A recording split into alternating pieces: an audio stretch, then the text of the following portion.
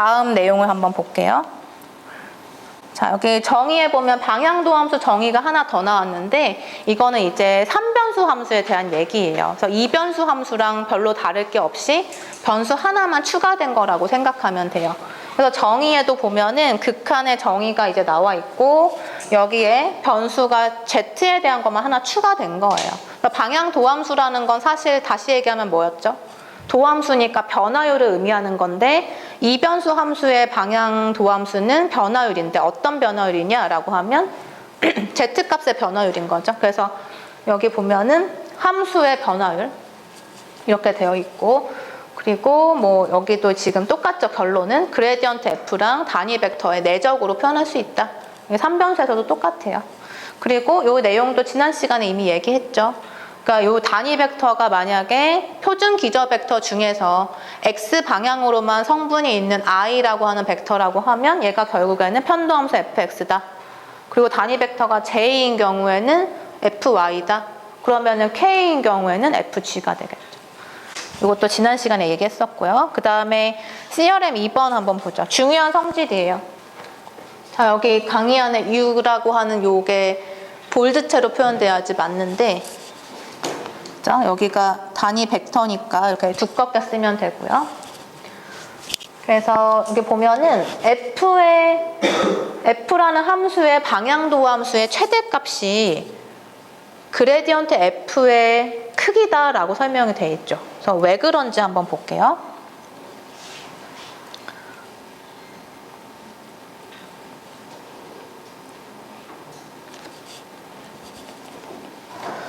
자, 일단 DUF라고 먼저 써보고 F의 방향도함수 정의 지난 시간 한 것대로 생각해보면 그레디언트 F에 U라고 하는 단위 벡터를 내적하는 거다. 그리고 우리 내적할 때 얘기했었는데 내적의 성질이 뭐가 있었냐면 둘이 내적하면은 각각의 크기에다가 두 벡터의 사이각을 세타라고 했을 때 각각의 크기 곱하기 코사인 세타라고 표현할 수 있죠. 그래서 델 F의 크기 곱하기 U의 크기 곱하기 코사인 세타 이렇게 표현할 수 있고 이때 세타의 정체는 뭐냐면 델 F라고 하는 벡터랑 U라는 벡터가 이렇게 있으면 사이에 있는 각을 세타라고 했을 때 사이각 그래서 둘 사이의 각을 우리가 세타라고 하고 여기다 코사인 세타 곱하면 돼요. 그렇죠? 자, 그러면 요 세타의 최소값은 0이겠죠. 둘이 겹칠 때 0이고 최대값은 얼마 돼요? 이렇게 벌어져서 180도가 되고 180도 이후로 또 커지면 결국엔 다시 0하고 파이 사이 각이 되는 거죠. 그래서 0과 파이 사이의 각이다라고 생각했을 때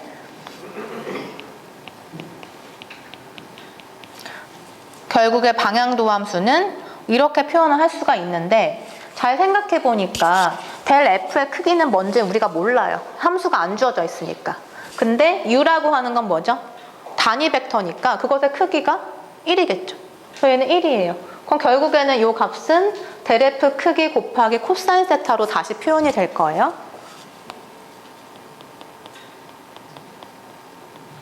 자, 그런데 코사인 세타라는 거는 0과 파이 사이에서 최대값이 얼마인가요? 코사인의 그 y값 치역 범위 마이너스 1에서 1 사이 왔다 갔다 하잖아요. 그럼 얘가 최대가 되려면 코사인 세타가 1일 때가 최대값이 되죠. 그러니까 얘가 이제 1일 때 생각하면 코사인이 최대가 1이니까 얘가 항상 1보다 작거나 같죠. 이 값이 1보다 작거나 같으니까 전체적으로 보면은 결국엔 델 F의 크기보다는 작거나 같다 라고 할 수가 있네요. 여기 보면 곱하기 1이라고 생각하면 1보다 얘가 작으니까. 그렇죠? 자, 그래서 방향도함수를 정리해서 봤더니 항상 이 값보다 작거나 같다라는 결론이 나왔고 따라서 이것의 최대값이 누구다? 델 F의 크기가 된다. 그래서 그레디언트 F의 크기가 바로 방향도함수의 최대값이 돼요. 그런데 방향도함수의 의미가 뭐였냐면 변화율이었잖아요. 그럼 변화율이 최대가 되는 때가 언제냐? 그러면 이 값을 찾으면 되겠죠. 변화율이 최대인 값. 왜냐하면 방향도함수의 최대값이 이거니까 방향도함수는 최대 변화. 그러니까 최대 변화율은 이 값이 된다. 자, 그러면 여기에서 다시 봤을 때 이게 이제 최대값이죠. 최대값인데 결국에는 코사인 세타가 1이 됐을 때가 최대값이라는 걸 우리가 알 수 있어요. 그럼 코사인이 1이 되는 세타 값은 얼마예요? 언제 그럼 최대가 된다는 소리죠? 코사인이 1이 되는 거는 0도일 때잖아요. 0과 파이 사이에서 생각하면. 그러면 세타가 0일 때 얘가 최대값이 된다. 그러면은 세타가 0이란 뜻은 얘가 각이 아예 없는 거니까 결국엔 무슨 뜻이에요? 요 델 F하고 U하고 완전히 일치하는 방향인 거죠. 같은 방향일 때 이 방향도함수의 값은 최대가 될 거다라고도 해석할 수 있겠죠. 그래서 최대가 언제 되느냐, 즉 세타가 0도일 때, 그리고 코사인 세타가 1일 때, 똑같은 얘기네요. 그죠? 그래서 세타가 0일 때 다시 얘기하면 델 F하고 U가 같은 방향일 때,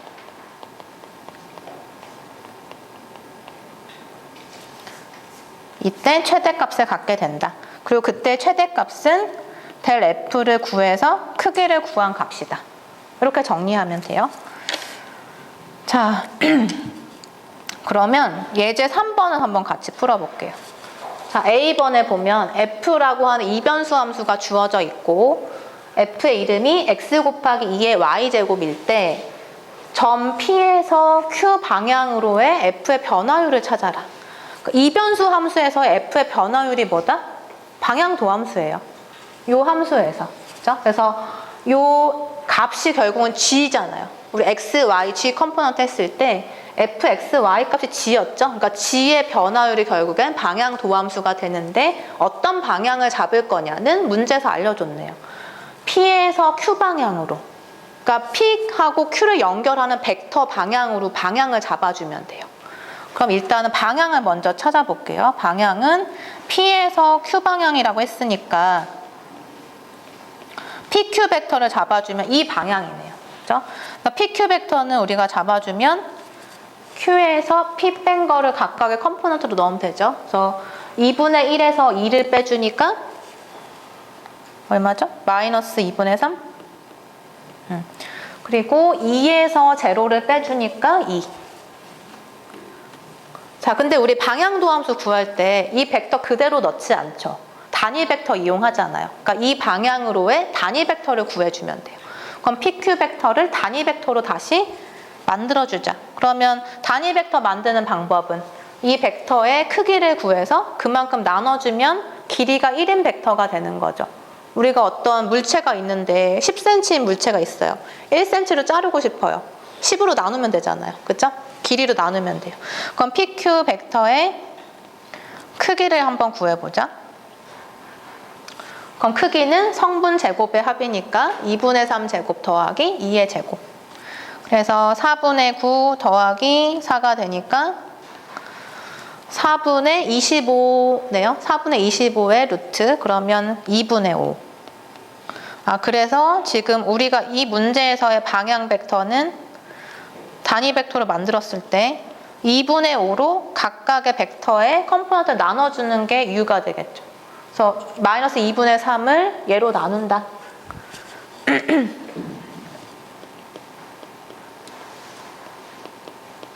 그 2를 2분의 5로 나눈다. 그럼 이게 이제 U 벡터가 될 것이고, 나누면 얼마죠? 2로 나눠지니까 마이너스 5분의 3, 5분의 4가 되나요? 단위 벡터. 크기로 나눴어요. 맞죠? 그 다음에 이제 뭘 찾아 방향도함수를 찾을 수 있나? 우리가 이렇게 방향도함수를 구하고 싶은데 방향도함수를 구하게 되는 그 중심점이 있어요. 지금 문제를 잘 읽으면 P에서 Q 방향으로의 변화율인 거니까 어디가 중심이 되죠? 이 점에서 이 방향으로의 방향도함수를 찾는다. 그러니까 이 점이 중심인 거예요. 이 점에서의 접점이 있고 공면 위에서 접선을 그린 거죠. 그러니까 이 점이 중심. 그러니까 어디에서 시작하는지 보면 돼. 점 P에서 Q 방향으로 간다. 그때의 변화율. 그러니까 이 점 P가 중심이 되는 거죠. 여기를 시작으로 해서. 그러니까 점 P에 있는 점 2,0가 타겟이에요. 2,0에서 이제 이 방향도 함수를 구해주면 되고, 이것의 정의가 뭐였냐면 아까 CRM에서 델 F하고 내가 지금 구한 단위 벡터의 내적이 된다. 요거 이용하면 바로 계산할 수 있죠. 델 F를 찾고 U라는 단위 벡터, 그러니까 방향을 이제 주면은 방향 도함수 값이 나온다. 그러니까 변화율이 나오는 거예요.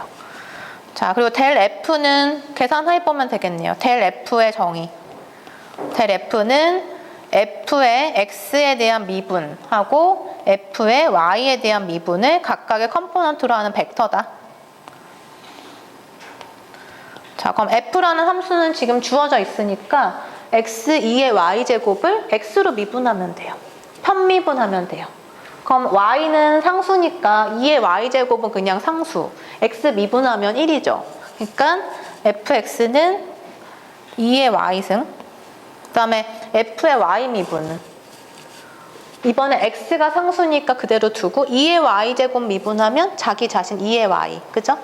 그러면 그냥 곱하면 되니까 x 2의 Y제곱. 그래서 여기에다가 x에 2 대입하고 y에 0 넣은 값이 델 f 값이에요. 그럼 2의 0제곱, 2 곱하기 2의 0제곱. 요게 이제 요 값이 되고, u라는 벡터는 위에서 찾은 값 대입하면 마이너스 5분의 3, 5분의 4. 자, 그래서 첫 번째 컴포넌트는 1, 두 번째는 2. 거기에 내적을 하면 내적 정의 기억나죠? 각각의 컴포넌트를 곱해서 더한다. 그래서 1하고 마이너스 5분의 3 곱하면 마이너스 5분의 3 이렇게 곱하면 더하기 5분의 8. 그래서 5분의 5가 되니까 1이 되겠네요. 그래서 방향도함수의 값은 1이 된다. 그럼 다시 해석을 좀 해보면 이런 f라는 애가 있어요. 이변수 함수는 원래 모양이 어떻게 나와요? 3차원 공간에서 공면이죠? 공면이 이렇게 있는데 2,0이라는 건 바닥에 있는 xy 평면에 있는 점이에요. 그 점을 공면으로 쭉 올렸을 때 공면에 만나는 점이 있을 거고, 그 점에서 PQ 방향으로의 접선을 쭉 그렸을 때 그 변화율이 지금 1이 나왔다는 소리예요. 그러니까 이렇게 올라가나 봐요. 그죠? 1이 나왔다는 거는 변화율이 양수니까. 그래서 F의 변화율을 구했다. 그러니까 변화율을 찾아라 라고 하면 방향도함수 찾는 문제구나 인 거예요. 그죠? 똑같은 말이에요. 그 다음에 B번, 어느 방향에서 F가 최대 변화율을 가질 것인가. 최대 변화율? 위에서 지금 얘기한 거예요. 방향도함수는 변화율을 의미하는데 변화율이 최대값인 거는 이 값이다. 이 값이 최대값이다. 그러니까 변화율의 최대를 구해라. 그러면 델 F 찾아서 절대값. 얘가 최대값이에요. 자, 그러면 B번은 일단 최대값 먼저 찾으면 델 F의 절대값.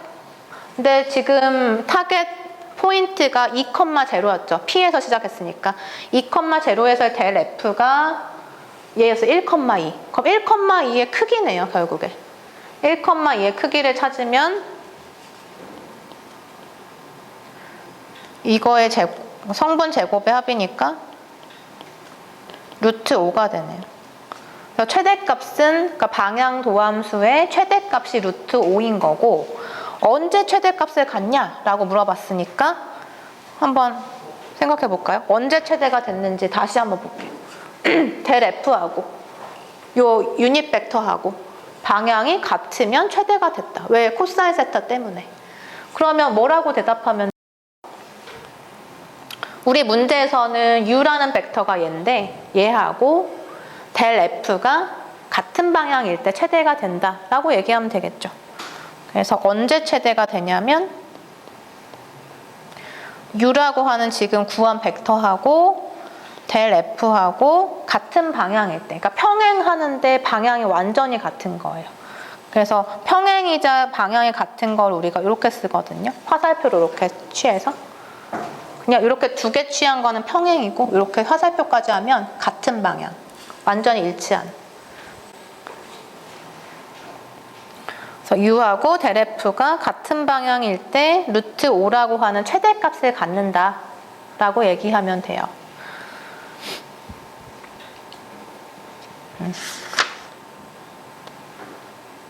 자, 그럼 일반적으로 우리 3변수 함수 그림 그릴 수 있어요? 2변수 함수면은 x, y, g축에서 공간에다 그림 그릴 수 있죠. 근데 3변수 함수요. f, x, y, g는 w다 라고 하면 못 그리죠. 못 그리니까 어떻게 해요? f, x, y, g가 상수다 라고 놓고서는 등이 공면을 그렸었죠. 예를 들어서 우리 예제 문제 있었는데 이런 문제 기억나나요? 이렇게 구면의 방정식, 중심이 원점인데 이걸 상수다 라고 놓으면은 얘가 뭐가 돼요? 상수 C가 만약에 1이다 그러면 반지름 1인 9가 되고, 만약에 여기가 4다 반지름 2인 9가 되고, 얘가 9다 반지름이 3인 9가 되고, 그래서 점점 커지죠. 그래서 요 C의 값에 따라서 그림을 그리면 이렇게 반지름이 작은 9, 그 다음은 조금 더 커지는 9, 또 커지는 9, 이렇게 해가지고 C 값에 따라서 이렇게 면을 그려낼 수가 있잖아요. 그러니까 만약에 여기에 변수가 들어가면 그림을 못 그리는데 여기에 상수만 하면은 이렇게 면으로 우리가 표현할 수가 있어요. 그래서 이런 면들을 우리가 뭐라고 했냐면 이 식을 만족하는 애들을 몽땅 모아서 그린 거죠. 그래서 이거를 등위 공면이라고 얘기했었어요. 그래서 이거를 레벨 서피스라고 불렀죠. 그러니까 지금 여기 마지막 바깥쪽에 있는 구가 뭐냐면, 예를 들어서 반지름이 3인 구라고 하면 반지름 3인 것만 다 모아서 그린 거예요. 그게 그러니까 구가 된 거잖아요. 그러니까 요 표면 자체가 어떤 면인데 다 똑같은 것만 연결했다고 해서 등위 공면이라고 부르는 거예요. 아, 그러면은 그러니까 변수가 3개 들어갔을 때는 등위 공면을 관찰하면 될 것 같죠? 그래서 이번에는 뭘 하냐면 등위 공면에 대해서 살펴보려고 해요. 등위 공면하고 곡선하고의 관계를 통해서 그레디언트 F가 어떤 의미가 있는지 그걸 보려고 하는데, 일단 S라고 하는 건 여기에 보이는 공면이에요. 파란색 공면. 그럼 공면은 뭐냐면 fxy가 g다 라고 하는 함수 의미하는 거죠. 공면이에요. 이렇게 있는 공면이 하나 있다고 하자. 자, 그러면 여기 있는 라지 f의 x, y, g 이꼴 k다 라고 하는 방정식은 여기가 지금 상수니까 이거 이변수 함수 맞죠? 우리가 이변수 함수를 이렇게 쓰잖아요. g 이꼴 fxy. 이거 이변수 함수죠? 그리고 g 값에 다 대응하면 뭐가 된다? 공면이 된다. 근데 이거를 다시 표현하면 f의 x, y에서 g 넘겨서 이꼴 0이다. 이렇게 넘긴 거예요. 그럼 얘가 되죠. 그러면 요 왼쪽만 보면은 x, y, g에 대한 함수죠? 그래서 이거를 다시 얘기하면 어떤 함수인데 x, y, g가 있는 함수야. 그럼 이렇게 쓸 수 있잖아요. 그리고 이거 0은 그냥 어떤 상수죠? 그래서 라지 f 이꼴 상수인 공면이라고 하자. 그러니까 이 얘기나 이렇게 쓰는 거랑 똑같은 거예요. 똑같은데 그냥 이렇게 넣어준 거예요. 다 똑같은 말인 거 알죠? 그래서 F가 K인 공면이라 하자. 즉 3차원 공간의 어떤 공면을 이렇게 표현한 거다. 자, 그렇게 했을 때 공면 위에 어떤 점 P가 하나 있어요. 공면이 이렇게 있고 위에 점이 하나 있는데 그 점을 지나는 곡선이 몇 개 있을까요? 이렇게 공면이 이렇게 하나 있어요. 위에. 여기 우리 바닥이 지금 XY 평면이에요. 이렇게 공면이 하나 떠 있어요. 그러면은 여기에 점이 하나 딱 있는데 이 점을 지나는 곡선은 몇 개? 엄청 많죠. 이 점을 지나는 거는 얘도 있을 거고 얘도 있을 거고 엄청나게 많잖아요. 그 많은 것 중에서 요거 하나만 생각해 보려고 해요. 일단. 그럼 여기 이렇게 지나는 요 곡선을 C라고 한번 해보자. 그래서 여기 지금 이렇게 생긴 요 커브를 C라고 할 거예요. 그러면 C라고 하는 커브가 지금 공간상에 있으니까 우리 아까 했던 것처럼 C라는 커브를 뭐라고 표현할 수 있냐면 벡터 함수로 다시 표현할 수가 있겠죠. C라는 커브를. 그래서 C는 어떻게 쓸 수 있냐면 아래에 있는 것처럼 t라고 하는 파라미터를 이용해서 rt라는 벡터 함수로 표현할 수가 있어요. 그러니까 t가 어떤 값이냐에 따라서 이렇게 곡선을 쭉 그려내는 거죠. 아까 우리 원 그렸던 것처럼. 그래서 벡터를 쭉 연결했을 때 얘네들이 이렇게 커브를 그린 거예요. 그래서 이걸 C를 우리가 이렇게 쓸 수가 있다. 그래서 X, Y, G 이렇게 표현할 수가 있는데 문제는 뭐냐면 이 C라고 하는 커브는 곡면 위에 있어요. 그럼 우리가 예를 들어서 어떤 평면이 있는데 평면 위에 점이 있다 그러면은 평면의 방정식에다 이 점 대입하면 성립하죠. 그것처럼 얘도 지금 곡면 위에 곡선이 있으니까 이 곡선을 평면에 대입해도 식은 성립해야 되는 거죠. 그 위에 있는 거니까. 그죠? 그래서 얘가 지금 곡선인데 S라는 방정식 위에 있는 거니까 얘를 여기다 대입해도 이 식이 성립해야 되는 거죠. 얘 위에 있으니까. 그래서 요 X, Y, G를 여기다 다 대입할 거예요. 자, 그러면 어떻게 되냐면 F라는 함수는 원래 X, Y, G의 함수였는데 X는 XT고 Y는 YT, G는 GT니까 대입했을 때 F에 XT, YT, GT가 된다. 그리고 그 F가 K라고 하는 등위 곡면으로 표현됐으니까 이게 K가 된 거예요. 그렇죠? 자, 그러면 여기에서 F의 모양새를 보면 F라는 함수는 X, Y, G에 대한 함수인데 X, Y, G를 다시 들여다보니까 다 매개 변수 T로 표현이 되어 있어요. 그러면 이거를 또 T에 대한 함수다라고 생각하면 앞에서 했던 연쇄 법칙을 여기다 다시 적용을 해요. 그러면 자, 요렇게 요 관계만 생각했을 때는 F하고 X의 관계 생각하면 F를 X에 대해서 미분할 수 있다. 그죠? 근데 변수가 3개니까 라운드 F, 라운드 X로 표현할 수 있다. 그리고 X는 변수가 T 하나니까 dx, dt. 옆에는 어떻게 돼요? F가 Y와의 관계 생각하면 라운드 F, 라운드 Y. 그 아래는 dy, dt. 요 옆에는 F를 G에 대해서 미분한다. 그 아래는 G를 T에 대해서 미분할 수 있다. 그렇죠? 그래서 이거를 다 더해주면 그게 F를 결국에 T에 대해서 미분한 형태. 연쇄 법칙이에요. 그래서 여기서 이제 식으로 쓰면 F를 T에 대해서 미분한다. 그러니까 F 하나만 보면은 변수가 T예요. 그러니까 df, dt라고 쓰면 되고 그리고 F 값이 상수값 K니까 양변 미분하면 df, dt는 제로가 되죠. 그렇죠? 그래서 이 값은 0인데 여기 관계에서 지금 연쇄 법칙을 쓰면 df, dt는 이렇게 곱한 거 더하기 이렇게 곱한 거 더하기 이렇게 곱한 거 표현되죠? 자, 그래서 라운드 F, 라운드 X 곱하기 dx, dt. 그 다음에 라운드 F, 라운드 Y 곱하기 dy, dt. 그리고 라운드 F, 라운드 G 곱하기 dg, dt. 이렇게 쭉 연결한 거네요. 그죠? 자, 그래서 얘도 식을 뜯어서 보면은 앞에 있는 요 3개의 텀 묶어서 하나의 벡터로 표현해요. 그리고 뒤에 있는 3개의 텀도 묶어서 벡터로 표현해요. 형태가 어때요? 곱해서 곱해서 곱해서 더했죠. 내적으로 쓰면 되네요. 다시.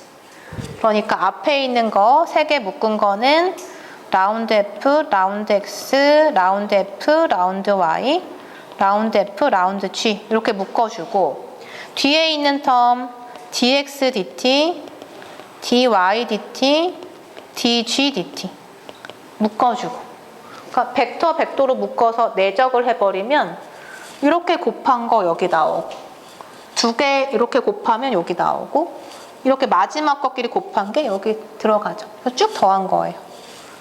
그러면 이제 내적으로 표현이 됐고 첫 번째 컴포넌트는 우리가 간단하게 표현하면 여기 라운드, 라운드 X, 라운드, 라운드 Y, 라운드, 라운드 G 거기 F를 취한 거다. 얘가 뭐였죠? 그레디언트 F의 정의.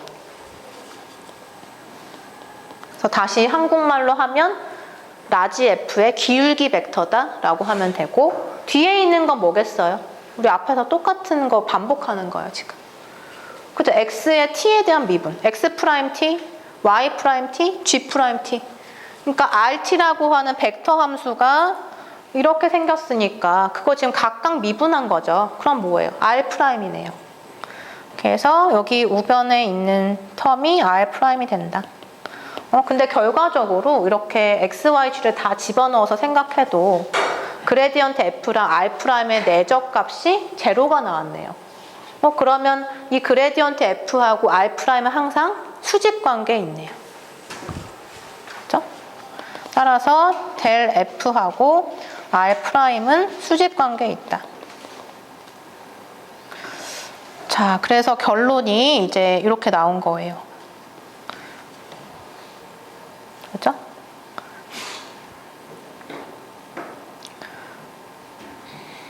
자, 그래서 이제 그림을 다시 한번 보면 요 P라고 하는 포인트의 이름이 X0, Y0, G0라고 해볼게요. 여기 Y0네요. 그죠? P의 값이 X0, Y0, G0라고 하자. 그래서 지금 요 포인트인데 여기에 지금 X0, Y0, G0가 뭐냐면 이게 이제 X에 T0라고 하는 변수가 들어갔을 때 X0라고 쓴 거예요.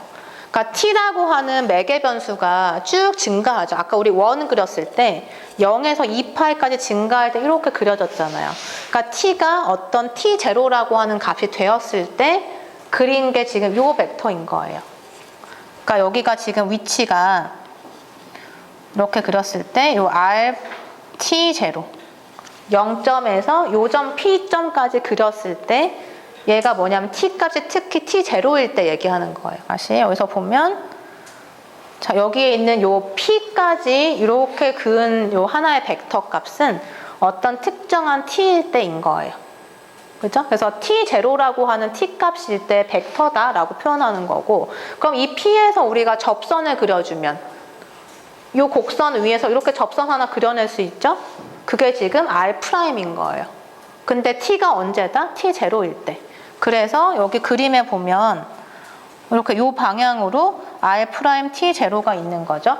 근데 결론이 뭐였냐면 우리 지금 계산한 결과가 그레디언트 F랑 R'은 수직 관계에 있다. 그러니까 지금 이 등위 곡면상에서 봤을 때도 이 R'이라고 하는 이 직선하고, 그러니까 접선 벡터하고 그레디언트는 수직 관계에 있으니까 여기서 90도 되는 거를 이렇게 그려주면 돼요. 그래서 90도 되는 이 벡터를 그리니까 얘가 결국에는 그레디언트 F를 뜻하는 거다. 이런 뜻이 되고, 아까 얘기했지만 이 P를 지나는 곡선은 이거 하나만 있는 건 아니죠. 무수히 많죠. 그래서 이 곡선을 그러니까 이 P를 지나는 곡선은 엄청나게 많고, 이 P라는 점에서의 접선도 지금 이 방향으로만 하나 그려서 R'이 나온 건데, 이거 말고도 여러 개의 접선 벡터를 그려낼 수가 있겠죠. 근데 그 접선 벡터를 다 포함하는 어떤 하나의 평면이 나타날 거예요. 그게 바로 접평면이 되는 거고, 얘가 탄젠트 플레인이에요. 그래서 탄젠트 플레인이 R'이라고 하는 이 접선 벡터를 포함하고 있는데, 그러니까 이런 탄젠트 플레인이 있으면 그 위에 R'이 있어요. 근데 R'하고 델 F는 항상 수직 관계에 있다? 그 얘기는 이 평면 위에 R'이 있는데 R'하고 델 F는 수직이래요. 그럼 이 수직인 델 F는 이 접평면에 무엇이 될까요? 뭐가 되겠어요?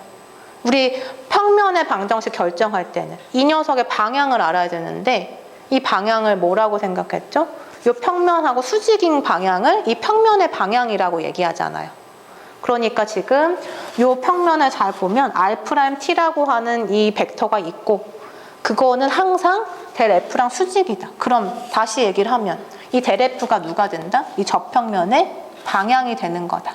그래서 여러분한테 접평면의 방정식을 구하라고 얘기를 하면 방법이 이제 생긴 거죠. 델 F를 구해서 이거를 이 평면의 방향으로 결정하면 돼요. 방향 벡터. 그리고 지나는 점은 여기 주어지겠죠. P점. 그러니까 방향 주어지고 지나는 점만 알면 평면 하나 만들어낼 수 있잖아요. 그래서 그 방향을 이 델 F가 결정해 주는 거다. 자, 그래서 아래 보면은 접평면의 방정식 어떻게 구하냐면 방향이 결국에는 델 F라는 소리예요.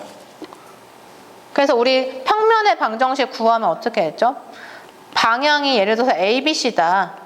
노멀 방향이 ABC다. 그러면 A 곱하기 X 마이너스 X가 지나는 점 더하기 B 곱하기 Y 마이너스 Y에 지나는 점 더하기 방향 C 곱하기 G 마이너스 지나는 점은 0이다. 이게 평면의 방정식 형태였죠? 그러니까 여기 앞에 있는 A, B, C가 방향인데 델 F의 방향인 거예요. 그래서 요거 넣어주면 되고 지나는 점은 문제 있을 거니까 넣어주면 접평면의 방정식 하나 만들 수 있겠죠.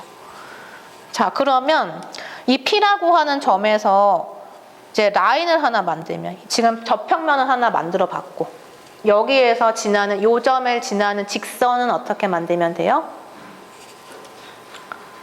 직선의 방향은 다 나왔네요. R'의 방향이니까. 그렇죠? 요 접평면의 방정식에서 접평면의 방향이 요 노멀 벡터가 된다. 요 벡터가 된다. 라는 것까지 얘기했고요. 그리고 요 그레디언트 F의 성분은 사실 이거죠. F를 X에 대해서 미분하는 거다. 그리고 Y에 대해서 미분한다. G에 대해서 미분한다. 요게 이제 성분이 되죠. 자, 그럼 이 접평면은 이렇게 해석을 할 수가 있어요. 우리가 S라고 하는 곡면으로 G가 표현이 되는데 이때 요 G를 이렇게 표현할 수도 있고 아까 얘기한 것처럼 이걸 이항해가지고 F의 X, Y에서 G를 빼면 그게 0이다 라는 식으로 바꿔서 요 좌변을 어떤 하나의 함수로 라지 F라고 표현을 할 수가 있다. 그죠? 표현 방법 똑같은데 만약에 곡면 위의 점을 P라고 했을 때 그 P의 점의 이름이 X0, Y0, G0라고 한다면 그때 접평면의 방정식을 찾아봤을 때 G라고 하는 접평면은 자, 일단 곡면 위에 점이 일단 주어져 있어요. 요 점에서의 접평면의 방정식. 이거는 지난 시간에 한 거죠. 편도함수 이용하면 된다고. 그래서 G가 뭐가 되냐면 G0. 그러니까 G0는 다시 얘기해서 F의 X0, Y0죠. 거기에다 더하기 F의 X 편도함수. 그리고 Y의 편도함수. 이렇게 쓸 수가 있어요. 이건 지난 시간에 했던 거고 오늘 이제 한 거를 이용을 해보면 다시 어떻게 쓸 수 있냐면 요 식으로부터 자 F라고 우리가 썼을 때 그러니까 라지 F라고 표현을 했을 때 우리 접평면의 방정식의 방향이 바로 델 F가 된다라고 했으니까 방향이 각각 얘예요.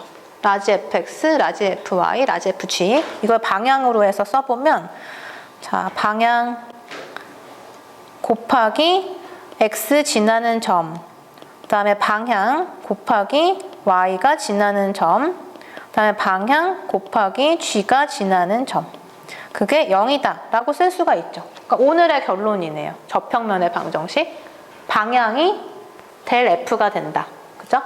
자 그러면 이 라지 fx가 과연 뭐냐라고 생각해보면 여기 관계에서 보면 라지 f는 x에 대한 함수잖아요. 그래서 라지 f를 x로 편미분했다. 그러면 다시 얘기하면 이 함수가 라지 f니까 이 전체 함수를 x로 미분해보세요. 그럼 누가 돼요? g는 x랑 관계없으니까 상수. 여기에서 f의 x 미분이 되죠. 그러니까 라지 fx 미분은 결국 스몰 fx랑 똑같아요. 자, 그러면 라지 fy는 또 누구랑 같을까요? 여기 위에서 보면은 f의 y 미분인데 얘를 y로 미분해 보세요. x, y가 독립변수니까 g는 아무 상관없고 f의 y 미분이 되겠죠. 그래서 스몰 fy가 된다.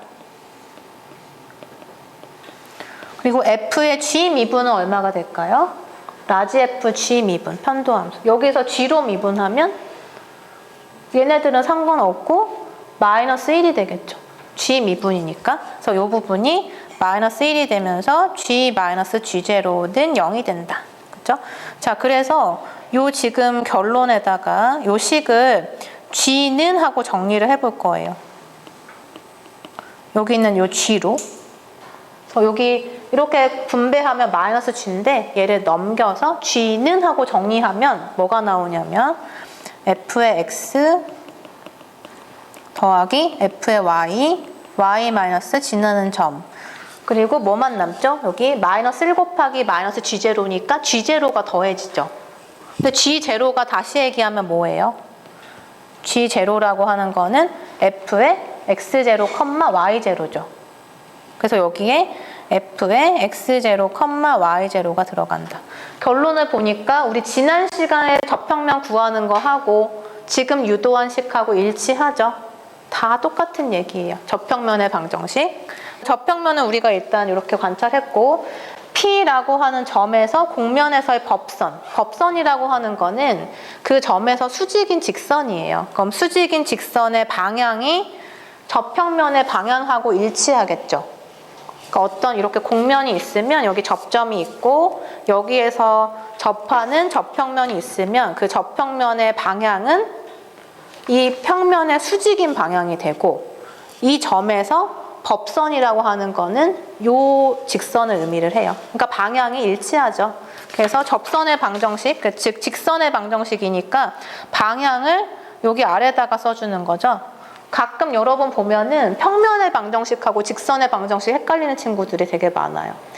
평면은 방향을 여기 앞에다 써주는 거고 직선은 아래다가 써주죠. 그래서 아래다가 이렇게 써주고 지나는 점 X0, Y0, G0 이렇게 하면 이게 법선이 된다. 자, 예제 4번 한번 보자. 자, 주어진 점 P가 하나 있고 이렇게 생긴 공면이 있는데 이 공면에 대한 접평면과 법선의 방정식을 구해라. 자, 일단 문제를 보고 이 도형이 뭔지 한번 상상해 볼게요. X제곱 더하기 Y제곱 더하기 G제곱이 어떤 상수면 앞에 있는 개수가 다 1일 때 그러면 아니면 아예 비율이 같으면 구면의 방정식이죠. 근데 앞에 4분의 1, 1, 9분의 1 다 숫자가 다르니까 타원면이 되겠죠. 럭비공처럼 생긴. 그래서 그런 어떤 타원면이랑 공면이 있어요. 근데 이 함수도 잘 뜯어서 보면 얘는 지금 음함수로 표현된 거죠. 왜냐하면 좌변을 뜯어서 봤을 때 좌변의 모양이 x, y, g에 대한 함수로 보이니까. 그리고 그게 어떤 상수 3이다 라고 표현된 거니까. 그죠? 이렇게 표현하는 방법이 있고 여기서 9분의 g제곱은 3 마이너스 다 넘겨서 4분의 x제곱 마이너스 y제곱 이렇게 표현해주면 g는 하고 또 쓸 수가 있죠.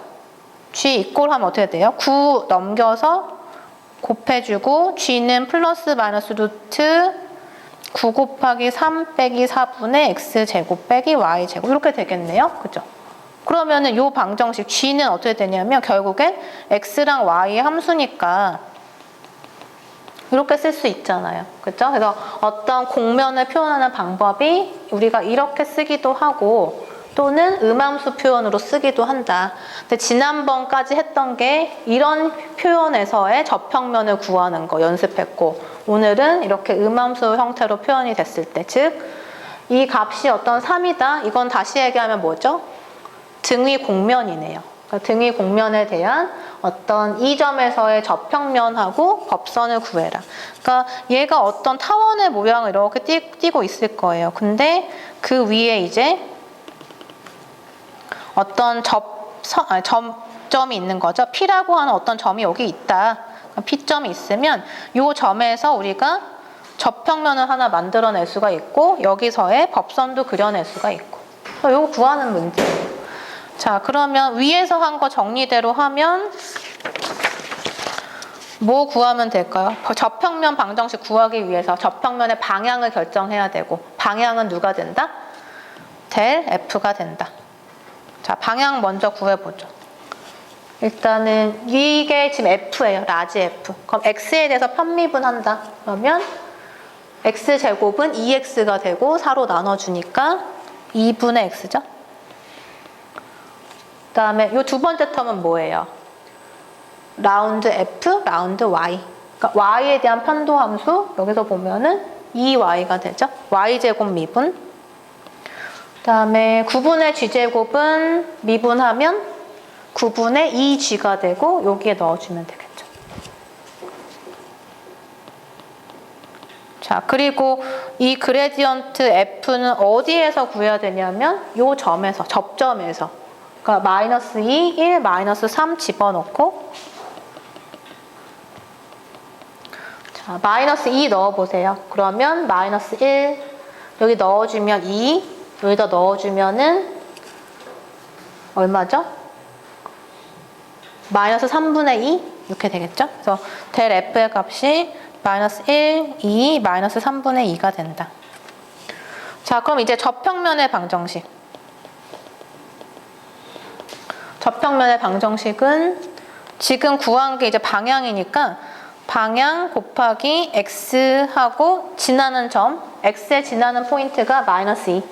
그래서 빼주면 더하기 2. 맞아요? 자, 그리고 방향, y 방향은 2.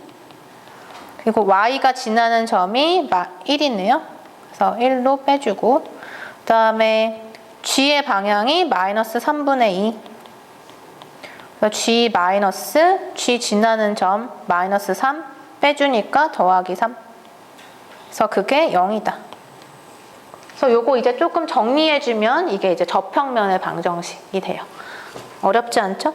그다음에 법선의 방정식은 지금 주어진 점 P를 지나는 요 직선의 방정식이에요. 직선의 방향이 지금 델 F가 되니까 방향은 아래다가 다 깔아주고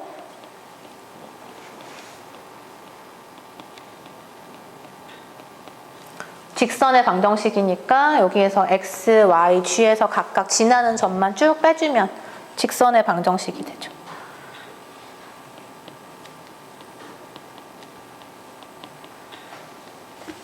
접평면과 법선의 방정식까지 구해봤고요. 그리고 아래에 있는 이 노트들은 제가 앞에서 다 설명한 내용이에요. 아까 우리 이 P점을 지나는 레벨 커브상에서 C라고 하는 그 곡선을 이제 파라미터 넣어가지고 벡터 함수로 표현한 다음에 서로 직교한다. 그러니까 델 F랑 R'이 직교한다라는 거 보여줬고, 자, 그리고 아까 우리 그 기울기 벡터에 대한 설명을 하면서 델 F의 최대값도 구해봤죠. 델 F라는 게 델 F가 아니라 그 방향도함수의 최대값도 구해봤죠. 그래서 델 F라고 하는 거는 어떤 의미가 있느냐. 그래서 이제 레벨 커브상에서 보면은 어떤 한 점에서 접선을 그렸을 때 이 접선이 바로 접선 벡터인데 접선 벡터하고 델 F는 항상 수직 관계에 있더라라는 걸 알고 있어요. 그래서 우리가 이제 그걸 응용해가지고 아래에 있는 이제 등고선 같은 형태를 보면은 얘가 이제 산의 모양을 이렇게 쭉 그려낸 지도상의 어떤 그림이라고 한번 생각해 보세요. 그러니까 여기가 이제 100m, 해발 100m, 뭐 200m, 300m 다 연결한 거예요. 그러니까 이렇게 생긴 산을 이렇게 짜부시켜가지고 여기 아래서만 본 거죠. 지도를 이렇게 보면은 이렇게 파란색으로 이렇게 그려놓은 게 있는데 여기가 산의 정상이에요. 그렇죠? 100m, 200m, 300m 하면 여기가 제일 높겠죠. 이렇게 쭉 올라간 거예요. 그럼 여기까지 우리가 등산을 한다고 생각하면 우리가 어떻게 등산을 해서 최고점까지 올라갈 때 가장 빠르게 갈 수 있을까? 이거를 요 그레디언트 F하고 관련시켜서 생각을 해보면 우리 아까 최대값을 갖는 방향이 뭐였죠? 단위 벡터하고 델 F가 같은 방향일 때 그럼 델 F 방향으로 가는 게 가장 빠른 거예요. 그래서 델 F의 성질은 뭐냐면 레벨 커브에서 우리가 이렇게 접선 하나 그렸을 때 수직이었죠. 그러니까 어떻게 가냐면 내가 물론 이제 실제로 이렇게 하긴 힘들겠죠. 왜냐하면 산이 막 함수의 모양으로 예쁘게 나오진 않테니까 여기서 시작을 해요. 등산을. 여기서 시작하면 요 점에서 일단 접선 하나 딱 그려요. 접선의 수직 방향으로 이렇게 걸어가는 거예요. 걷다가 요 점에서 다시 그 위치에서 접선 하나 딱 긋고 거기에 수직 방향. 수직 방향으로 쭉 가다 보면은 어느새 제일 빨리 도달해 있다는 얘기예요. 그래서 여기 지금 이렇게 꺾이는 방향이 레벨 커브랑 수직인 방향으로 쭉 올라간 거예요. 그러니까 아무렇게나 가는 게 아니라 각 점에서의 접선이 있으면 그 점에서 수직으로 쭉 가다 보면 그게 가장 빨리 가는 방법이다. 이렇게 이제 찾아가는 이런 것들을 우리가 사실 수학에서도 많이 쓰지만 최적화 문제에서 많이 써요. 어떻게 해야 가장 빨리, 어떻게 해야 가장 최소의 비용으로 빠른 시간에. 그러니까 여러분도 살면서 최적화되는 게 가장 좋죠. 어떤 행동을 했을 때 내가 비용은 제일 적게 쓰면서 최대의 효과를 누리는. 그러니까 그런 것들의 문제를 풀 때 이 방법을 많이 쓰고, 특히 그래서 델 F라는 그 기울기 벡터의 의미가 여기서 많이 들어가요. 어떤 문제를 풀더라도 그 벡터가 아주 중요한 의미를 갖고 있어요.